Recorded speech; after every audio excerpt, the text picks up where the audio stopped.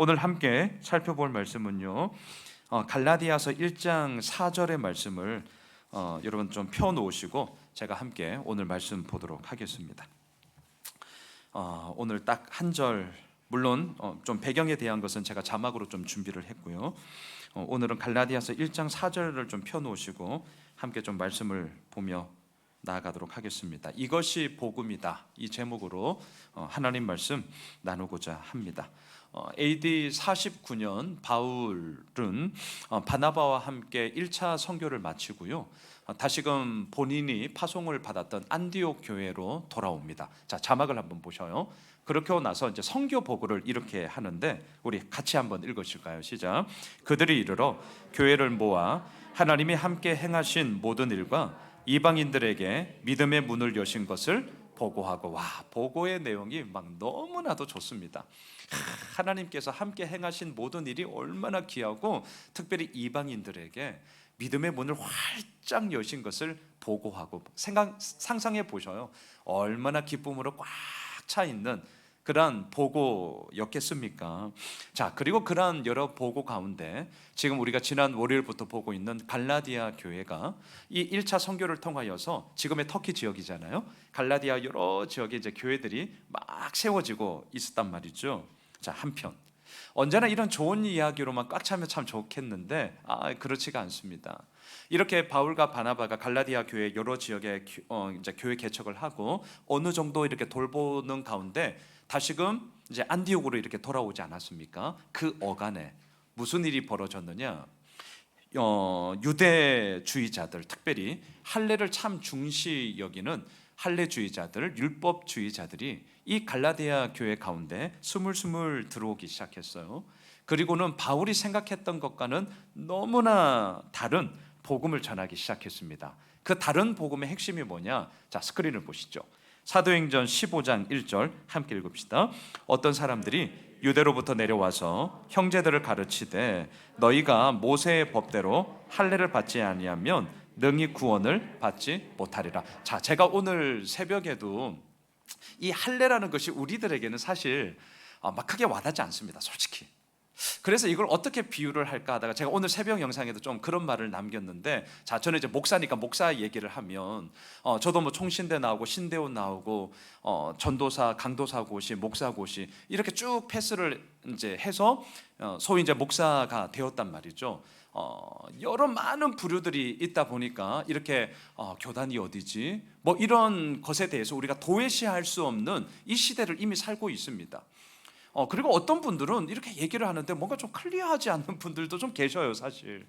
자, 그러다 보니까 이 할례의 이야기가 꼭 저에게는 어떻게 들리느냐? 자, 그렇게 소위 말해서 좀 정통, 그리고 좀 이렇게 공신력 있는 그런 신학을 해서 목사 안수를 받았는가, 이 부분과 그렇지 않은가라는 이 부분의 이야기가 굳이 제가 견주어 이야기한다면 할례를 받았는가, 할례를 받지 않았는가 라는 이야기와 버금가게 이 시대에 있어서는 너무나도 중요한 일이었다라는 것을 꼭 기억을 하셔야 됩니다. 갈라디아서에서 말하는 다른 복음의 핵심은 뭐냐? 예수 믿는 거 좋아, 예수 믿어, 하지만 할례도 받아야 돼. 이게 다른 복음이야, 다른 복음. 그러니까 예수 그리스도로 말미암아 모든 것이 다 이루어졌다라는 것에 대해서 아니야, 내가 뭔가를 자꾸 보충해야 되고 내가 뭔가를 자꾸 첨가해야만이 우리의 구원이 완성될 수 있어. 자, 이게 지금 다른 복음의 의미라는 말이죠. 그런데요, 이 사도 바울이 생각했던 것과 달리 이러한 다른 복음에 대해서 갈라디아 지역에 있는 성도들이 어떻게 되었는가? 자, 오늘 본문 1장 6절을 한번 띄워주시죠. 자, 1장 6절 갈라디아서 우리 같이 읽읍시다. 그리스도의 은혜로 너희를 부르신 이를 이같이 속히 떠나 다른 복음을 따르는 것을 내가 이상하게 여기노라. 사도 바울이 생각했던 거와는 너무나 다르게 속히 떠났어요. 어디에서? 예수 그리스도의 복음에서 다른 복음으로 속히 떠났습니다. 그래서 이상하다.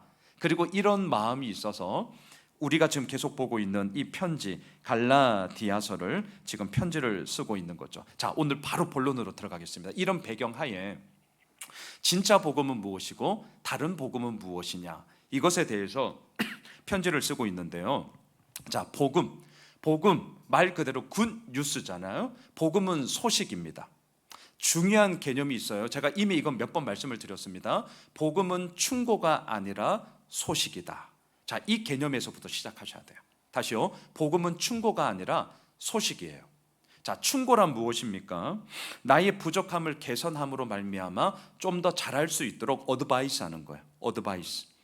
내가 잘 못하는 거 있으면 너 그렇게 하면 안 돼. 너 이렇게 해야지. 나를 개선시키는 게 충고죠. 자, 예를 들어 볼게요.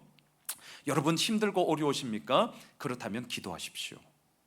더 나은 삶을 살기를 원하십니까? 그렇다면 예수를 믿으십시오. 자, 어떻습니까? 이건 맞는 말이에요.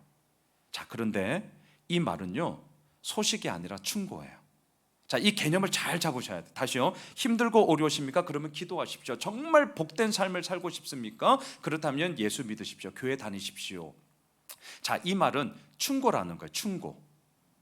자, 왜냐하면 내 충고의 모든 초점은 나로부터 시작되는 것입니다. 나로부터. 힘들고 어려우면 더 기도하십시오. 누가 내가 기도해야 되는 것. 이건 맞는 말이에요. 오해하지 마세요. 맞는 말이에요. 하지만 이것 자체가 우리에게는 복음은 아닙니다. 이거는 우리의 삶을, 기도하지 않았던 내 삶을 기도하게 만드는 충고죠. 더 나은 행복한 삶을 살기를 원하십니까? 그렇다면 교회 다니십시오. 뭐죠? 교회 다니지 않고 예수 믿지 않았던 나의 그러한 잘못됨을 충고, 개선함으로 말미암아 교회 다니게 하고 예수를 믿게 하는 충고란 말이죠. 충고가 이런 거예요. 충고의 초점은 나의 변화입니다. 나의 변화. 자, 그러면 소식은 뭐냐? 무엇에 대한 소식인가? 하나님과 나와의 어그러진 관계를 바로 잡기 위해서 예수 그리스도가 무엇을 하셨는가? 예수 그리스도가 무엇을 행하셨는가? 예수 그리스도가 무엇을 이루셨는가? 모든 초점이 예수 그리스도께 있는 것. 이것이 복음, 굿뉴스, 소식이라는 거죠. 초점은요, 내가 이룬 것이 아니라 예수님이 이루신 것에 온통 가 있어요. 자, 그렇다면 예수님이 이루신 것이 뭔가? 우리가 그거는 조금 뒷부분에서 좀 보려고 하고요. 두 번째 중요한 개념이 있습니다. 복음과 복음의 결과를 헷갈리지 마셔요.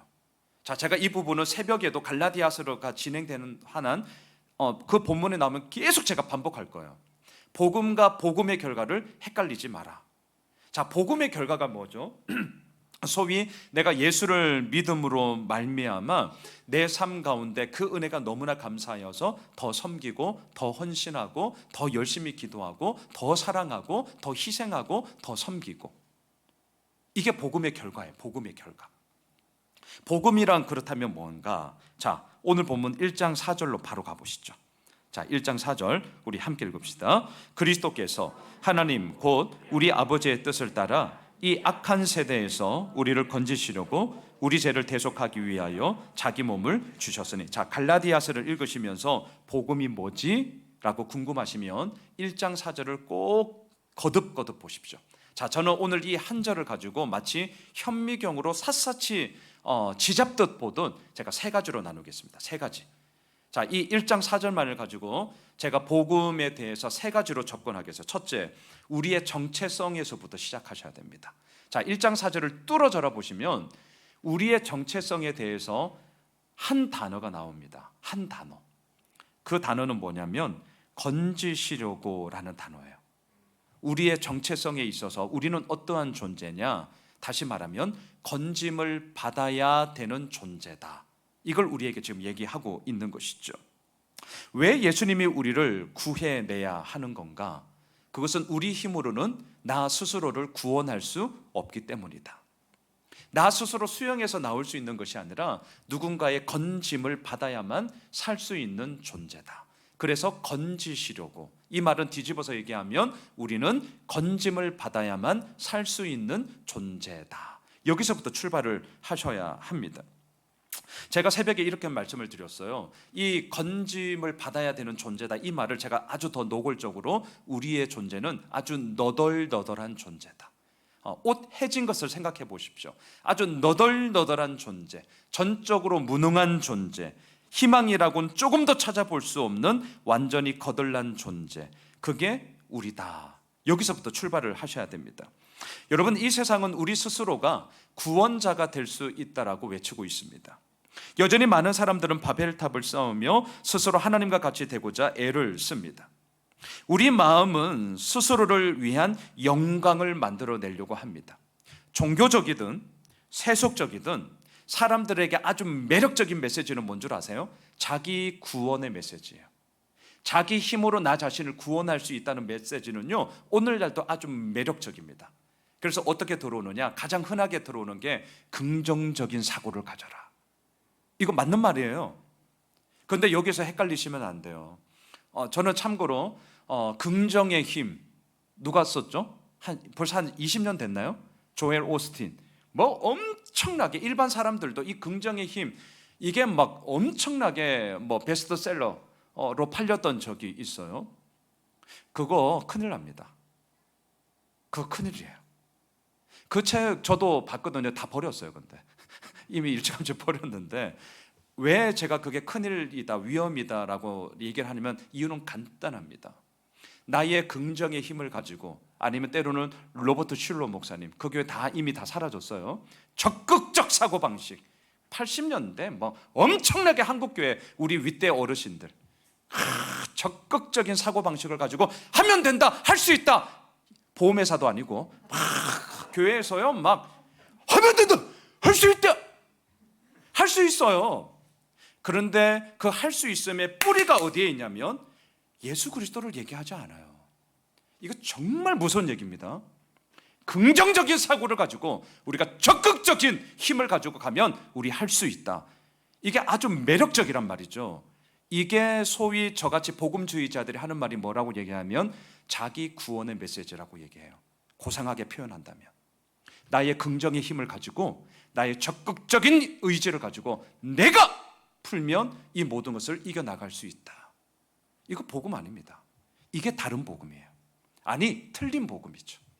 자기 구원의 메시지는요, 오늘날도 무지하게 매력적이에요. 막 입에 막 군침이 지금 막 도시잖아요.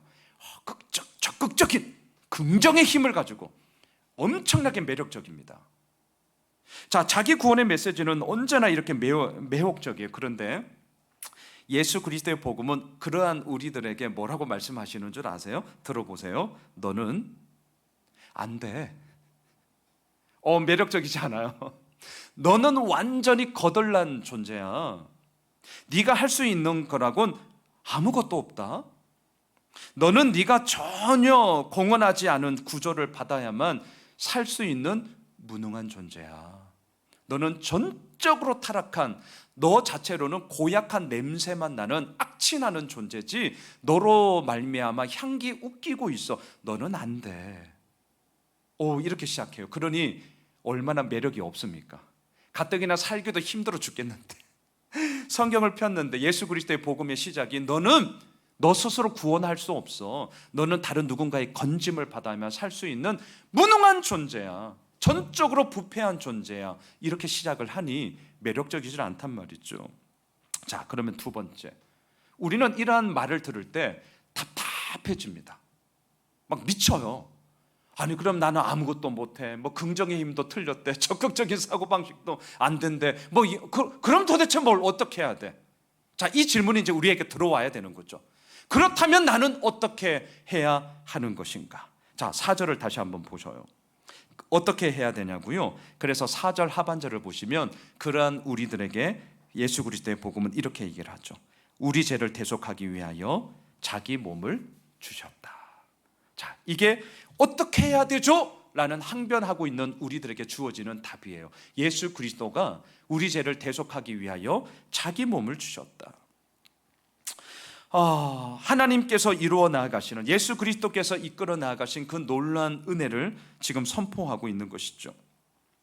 우리의 실존적인 질문에 대해서 우리는 어떻게 해야 됩니까? 라는 것에 대해서 세상은 오늘도 말하죠. 네가 열심히 하면 돼. 네가 착하게 살면 돼.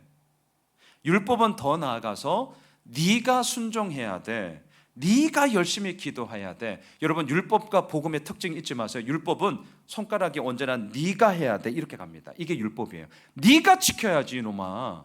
그래서 율법은 언제나 우리를 옥죄이죠. 이게 좀 이해 가셔야 돼요. 네가 하는 거야 이렇게 되죠. 복음은 뭐라고 얘기하죠? 내가 다 했어. 이거예요.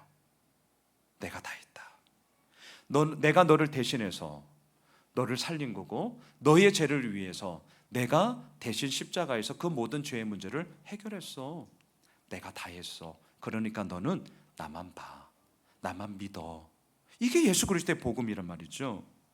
예수님의 죽음은 단순한 희생이 아니었습니다. 예수님의 죽음은 우리를 대신하는 것이었습니다. 내가 있어야 할 그 자리에, 내가 죽어야 할 그 자리에 예수님이 대신하셨습니다. 그리함으로 예수님이 우리에게 주신 것은요, 이건 저의 이야기가 아니라 팀 켈러 목사님의 용어를 좀 빌린다면, 예수님이 우리에게 주신 것은 단지 재기의 가능성이 아니라 하나님 보좌 우편에 거하는 완전한 삶이었습니다.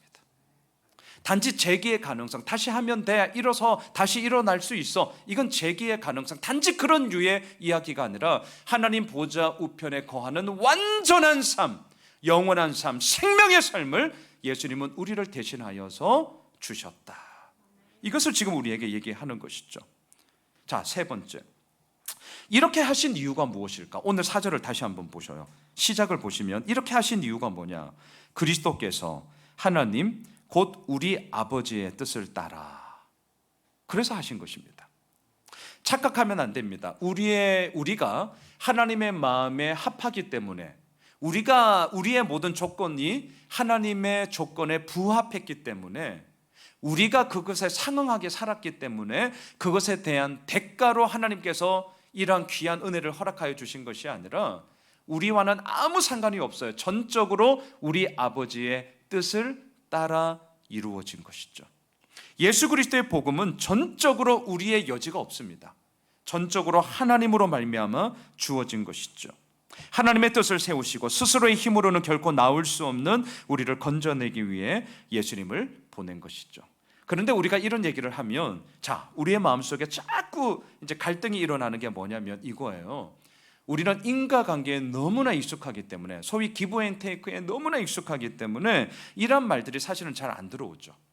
머리로는 예수님의 뜻대로, 하나님의 뜻대로 전적으로 이루어진 것입니다, 아멘, 이렇게 하는데 우리의 실제 생활 속에서는 여전히 인과관계에 너무나 익숙하기 때문에 이런 말들이 머리에는 들어오는데 내 가슴으로는 이게 잘 안 내려온단 말이죠. 저희 막둥이가 어렸을 적에 진짜 자주 했던 말이 있어요. 아빠, 옷 정리하면 뭐 해줄 건데? 심부름 하면 뭐 해줄 건데? 물 떠다 주면 뭐 해줄 건데? 뭐 이런 얘기. 이제 조건을 내걸고 저랑 이제 이것이 거래하려고 뭐 해줄 건데? 뭐 그런 나이대가 있잖아요. 그때 제가 늘 했던 말, 야, 뭐 해주긴 없어. 따라해. 아빠가 하라면 무조건 한다. 하던 막 이렇게 옥박지르고 뭐 그랬던 적이 있어요. 자, 그런데요, 이거는 나이가 어린 애기 때문에 그냥 있는 그대로 이거 해주면 뭐 해줄 건데 라고 그냥 노골적으로 나오는 것인데, 우리는 이제 나이가 있잖아요. 이제 살면서 이제 여러 가지 경험을 하면서 좋게 말하면 지혜롭게, 나쁘게 말하면 아주 간사하게, 우리는 하나님께 이렇게 유치하게는 말하지 않아요. 하나님 요거 하면 뭐 해줄 건데요? 요렇게 말 안 해요. 그런데 우리의 마음 가운데는 요 마음이 있어요. 이 마음이 있단 말이죠. 우리의 마음속에는 내가 이것 하면 뭐 해줄 건데요? 라는 게 있단 말이죠. 하나님과 거래하고자 하는 마음이 우리에게 늘 있습니다. 제가 늘 그래서 주일 기도 때 거의 빼놓지 않으려고 하는, 특별히 헌금 기도 때 제가 늘 쓰는 용어 이제 기억하시죠? 하나님, 우리의 믿음의 고백이지 하나님과의 거래가 아닙니다. 이거 정말 중요한 개념이거든요. 이것이 왜 이런 이야기를 제가 해야 되느냐? 이게 복음과 복음의 결과가 혼동되기 때문에 그래요. 예수 그리스도로 말미암아 이루어진 그 모든 것으로 인한 그 은혜가 우리에게 감사하여서, 너무나 풍성하여서, 너무나 고마워서, 그래서 우리가 믿음의 고백으로 헌금 역시 드리는 것 아닙니까? 그런데 이러한 복음의 결과가 이렇게 바뀌어지는 순간 이것은 헌금이 아니라 하나님과의 거래의 수단이 되어져 버린다는 거예요. 하나님 이거 하면 뭐 줄 건데요? 큰일이죠. 완전히 무너지는 삶의 이야기가 되는 것이죠. 자, 우리는 인과관계, 기브 앤 테이크에 너무 익숙하다 보니까 내가 한 게 아무것도 없는데 전적으로 하나님의 뜻으로 말미암아 이루어진 것입니다. 지금 오늘 1장 4절도 지금 그 얘기를 하잖아요. 하나님의 이유 없는 사랑입니다. 예수님의 무조건적인 사랑이 우리를 살리셨습니다. 이런 말들이 감사하긴 하지만 우리 마음에 진짜가 되지 못할 때가 많더라라는 거죠. 그래서 이렇게 생각하시면 됩니다. 왜 이것이 내 머릿속에서만 맴맴맴 돌지 왜 여전히 내 마음 가운데는 이거 하면 근데 뭐 줄 건데요? 자꾸 하나님과 거래하고자 하는 것일까? 그거는 내가 그만큼 인과관계에 너무너무 익숙한 삶을 지금 내가 살아가고 있기 때문이나 그렇게 나 자신을 성찰하면서 주의 은혜에 그 무조건적인 사랑 앞에 우리가 엎드리는 것밖에 없는 거죠. 여러분, 다른 복음은 아주 매력적인데요, 이렇게 우리들에게 접근합니다. 우리의 노력, 우리의 애씀, 우리의 공로를 말하기 시작해요. 자, 잘 들어보세요. 착하게 사십시오. 그러면 하나님이 우리를 사랑하십니다. 순종하십시오. 그러면 예수님이 우리를 용납해 주십니다. 교회 열심히 다니십시오. 그러면 하나님이 복을 주십니다. 이 얘기를 막 들으니까 뭔가 막 손에 잡히잖아요. 아, 교회 열심히 다녀야겠구나. 하나님이 복 더 많이 주시고. 아, 순종. 그러면 예수님이 우리를 용납하시는구나. 착하게 살아야겠구나. 그러면 하나님이 우리를 사랑하시는구나. 자, 이 출발점을 잘 보셔야 돼요. 우리의 애씀, 우리의 공로, 우리의 행위로부터 이렇게 시작하는 이야기는요, 우리의 귀에 막 쏙쏙 들어온다니까요. 이게 갈라디아서에서 말하는 다른 복음이에요. 막 우리에게 막 쏙쏙 들어와요. 지금 이 프레임을 가지고 지금 유대주의자들이 갈라디아 교회에 들어와서 성도들에게 말하는 겁니다. 여러분, 율법을 지키십시오. 여러분, 할례를 받으십시오. 그래야 구원을 얻습니다. 지금 이거와 똑같은 거예요. 막 사람들 마음속에 막 귀에 막 쏙쏙 들어온다니까요. 그런데 예수 그리스도의 복음은 뭐라고 얘기하는 줄 아세요? 이렇게 얘기합니다. 여러분, 하나님이 우리를 사랑하셨습니다. 그러하기에 우리 그 사랑을 가지고 착하게 살아야 됩니다. 여러분, 예수님이 이미 우리를 용납해 주셨습니다. 그 용납하신 사랑을 기억하며 우리는 오늘도 순종하는 겁니다. 여러분, 하나님이 이미 복을 주셨어요. 그 큰 복을 우리가 누리고 있기 때문에 우리 교회 열심히 다니는 거고요, 그 복을 이미 우리가 갖고 있기 때문에 우리에게 주어진 사명에 대해서 최선을 다하며 섬기는 것입니다. 똑같은 말인데 어순만 제가 바꾼 거예요. 지금 어순만. 그래서 세 번째 중요한 개념이 있습니다. 복음에는 순서가 중요합니다. 복음에는 순서가 이렇게 중요한 거예요. 자, 오늘 제가 세 가지를 말씀을 드렸습니다. 복음은 충고가 아니라 소식이다. 복음은 충고가 아니라 소식입니다. 또한 복음은 순서가 중요합니다. 복음은 순서가 중요해요. 또한 그 복음은요, 내가 다 했어. 하지만 율법은 네가 해라. 자기 구원의 메시지로 우리들에게 자꾸 달콤함으로 다가오게 되는 것이죠. 말씀을 정리하겠습니다. 만일 우리가 스스로를 구원하는 일에 일조했다면, 만일 우리 자신을 스스로 건져냈다면, 하나님이 건져내셔야 할 만한 가치가 우리에게 있었거나 아니면 하나님의 계획에 도움이 되는 무언가를 우리가 가졌거나 하다못해 우리 스스로 깨닫고 구조를 요청했다면, 우리는 건져내는 구조 과정에 한몫을 했다면서 아주 자신만만함으로 하나님과 맞먹을 것입니다. 이 말을 한 단어로 다시 바꾼다면, 나에게 그럴 만한 원인이 있어, 내가 그러니까 그런 거지, 이렇게 인과관계로 하나님과의 관계 맺음을 하려고 한다면, 그것은 우리의 마음 가운데 예수 그리스도의 복음이 저 멀리 지금 사라지고 다른 복음으로 인하여 내 가운데 지금 꽉 차 있는 것이죠. 20세기 최고의 강해 설교자로 널리 알려진 마틴 로이드 존스 목사님이 계셔요. 물론 소천하셨죠. 목사님이 목회를 하면서 사람들의 영적 상태를 체크할 때 이렇게 물으셨다고 해요. 당신은 그리스도인이라고 말할 준비가 되어 있습니까? 아주 평이한 질문이에요. 당신은 그리스도인이라고 말할 준비가 되어 있습니까? 자, 수십 년 동안 목회를 하시면서 이 질문을 줄기차게 성도들에게, 만나는 이들에게 물었을 때 대부분의 대답은 이거였다고 해요. 목사님, 아직은 제가요 그리스도인이라고 말할 준비가 아직은 되어 있지 않아요. 자, 이렇게 대부분의 사람들이 그렇게 얘기를 했다라는 거죠. 자, 이러한 반응이 물론 정말 겸손함으로 자신의 그런 마음들을 겸손한 표현으로 그렇게 말을 할 수가 분명히 있죠. 그런데 한편으로는 마틴 로이드 존슨 목사님이 이렇게 말씀을 하셨어요. 한번 들어보셔요. 제가 그냥 그대로 책을 그대로 읽을게요. 나는 단번에 알 수 있었다. 그들은 여전히 자신의 관점에서 생각하고 있다. 그들은 아직도 그리스도인이 되려면 자신이 더 나은 사람이 되어야 한다고 생각하고 있었다. 굉장히 겸손해 보이기는 하지만 그것은 악마의 거짓말이며 믿음을 부인하는 것이다. 당신은 결코 충분히 선한 사람이 되지 못할 것이다. 충분히 선한 사람은 이제까지 아무도 없었다. 기독교의 구원의 핵심은 예수님만이 충분히 선하시며 나는 그분 안에 있음을 고백하는 것이다. 예.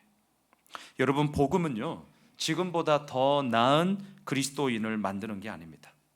지금보다 더 착하고 교양 있고 배려심 많고 누구에게나 인정받는 그리스도인을 만드는 것도 아닙니다. 오늘 오후에 한 목사님이 저를 찾아오셨어요. 59살, 연세가 많으셔요. 서울 송파 쪽에 한 중경교회 담임 목사님이세요. 그런데 분립개척을 할 마음을 가지고 지금 준비를 하시다가 저희 교회 이야기를 듣고 찾아오셨어요. 와, 어른이. 여러분, 서울에서 한 800여 명 교회 담임 목사. 우리 교회에 찾아왔어요. 저를 한 1시간 반 이런저런 분립개척을 어떻게 준비하셨는지, 또 본인의 그런 고민들, 참 이 젊은 목사에게 또 본인의 그런 고민들을 이렇게 얘기할 수 있다는 거. 그리고 웬만하면 안 찾아오거든요. 저는 꽤 거만 떨 줄 알았는데 엄청 겸손하고 목사님 자료 좀 있으면 좀 주시고 참고 좀 할게. 그래서 엄청 기쁜 마음으로 카톡으로 막 다 싸줬어요. 다 퍼줬어. 그리고 목사님 가시면서 또 어려운 일이 있으면, 좀 고민이 있으면 연락 할 테니 좀 잘 받아주세요. 아유, 그럼요. 기꺼이 도움이 되죠. 근데 그런 얘기를 하는 가운데 정말 오늘 이 주제와 맞았어요. 뭐가 맞았냐면, 더 착하고 더 교양 있고 뭐 더 이렇게 뭐 좀 나이스하고 그런 모습 속에서 본인이 뭔가 이렇게 답답함을 느꼈다는 거예요. 조금 이제 한 8년, 거의 9년 담임 목회를 하고 뭐 별일 없는 한 뭐 20년 되면 이제 원로 목사 되고 뭐 그런 수순인 거예요. 근데 너무너무 답답한다는 거예요. 너무너무 답답하다. 단지 내가 이렇게 설교를 하는 것이 조금 더 나은 교양 있는 그리스도인을 만들고자 함이 아니라 정말 예수 그리스도의 복음이 그 삶 속에 우리를 변화시키는 정말 다이나믹함을 좀 보고 싶은데 안 된다는 거예요. 안 된다는 거예요. 여러분, 만만치가 않아요. 그래서 청빙 가는 걸 시집 간다 그러거든요. 목사들은 시집 간다고 얘기해요. 그 구조가 만만치가 않습니다. 그래서 제가 격려했습니다. 응원해 드렸어요. 개척할 만합니다. 아주 다이나믹할 거예요. 저보다는 뭐 훨씬 좋은 조건에서 할 수 있겠는데요. 뭐 그러면서, 하지만 정말 소신껏, 뭐 망하면 망하는 거죠 뭐. 하지만 정말 소신껏 그 가운데서 하나님께서 주신 마음을 아주 역동적으로 일으킬 수 있는 그 목회에 뛰어들음을 축복합니다. 지지하고 격려해 드리고요. 하여튼 그렇게 보내드렸습니다. 여러분, 오늘 본문도 마찬가지입니다. 예수 그리스도의 복음은 잊지 마십시오. 좀 더 나이스한 그리스도인으로 만드는, 교양 떨려고 만드는 그런 거 아닙니다. 정말 내 삶에 오늘 1장 4절 건짐을 받아야 되는 너덜너덜한 존재다. 나의 힘으로는 아무것도 할 수 없다. 어떻게 할 소랴? 두 번째, 예수 그리스도가 나를 위해서 모든 것을 하셨다. 왜? 세 번째, 하나님의 뜻을 따라. 전적으로 나의 소관이 아니라 하나님의 절대 주권 가운데서 이루어지는 그 놀라운 역사하심임을 우리는 오늘도 보게 되는 것입니다. 바라기는 다음 주까지 갈라디아서 매일 우리가 큐티하게 될 것입니다. 내일도 아마 제가 이 얘기를 또 하게 될 것인데요. 그 예수 그리스도의 복음이 어떻게 내 삶 가운데, 우리 교회는 특별히 신앙의 연륜이 있는 분들이 꽤 많이 오시기 때문에 했다 치고 이렇게 됩니다. 절대 그러시면 안 돼요. 그거 복음은 초신자들에게만 CCC 사형리할 때만 절대 네버. 오히려 내 삶에 어떠한 문제가 꼬이고 얽혀 있을 때 복음, 예수 그리스도 앞에 내가 다시 서야 됩니다. 이게 진정한 우리의 문제의 해결이 되는 것이지, 그 외에 눈에 보이는 피상적인 것은요, 이렇게 해야 되고 때로는 저렇게 해도 되는 것이죠. 우리가 바라기는 갈라디아서를 통해서 복음이라는 이 한 단어가 나의 심장을 일으키면서 벌떡벌떡 세우게 되어지는 그런 놀라운 복음을 깨닫게 되어지는 그런 진정한 시간이 되시길 주님의 이름으로 축원합니다. 우리 함께 찬양하고 우리 말씀 붙잡고 기도하는 시간 갖겠습니다. 아버지 사랑 내가 노래해, 아버지 은혜 내가 노래해. 그 사랑 변함없으신, 거짓 없으신, 성실하신 그 사랑, 우리 함께 이 찬양하고요, 우리 말씀 붙잡고 또 우리 가지고 있는 기도 제목 가지고 함께 기도하겠습니다.